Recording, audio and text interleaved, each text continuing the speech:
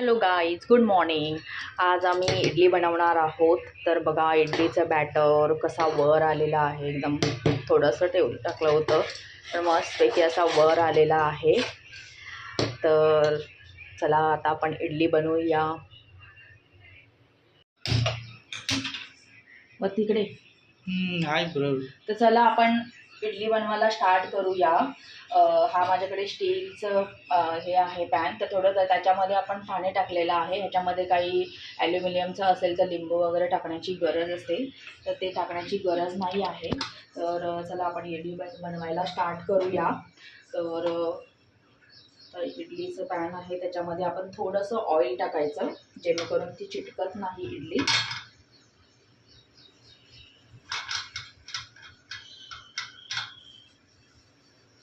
Oil लावायचं थोडं त्याला.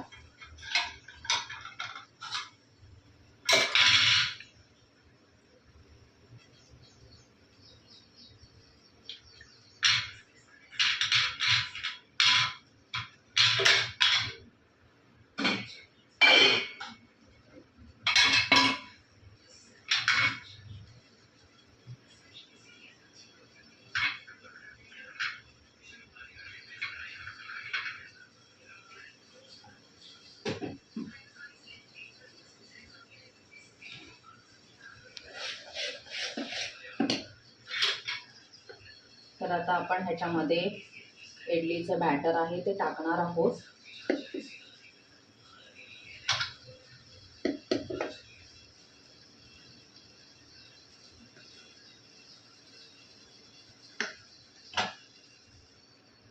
चला तर आपण आता ह्याच्यामध्ये ठेवणार आहोत.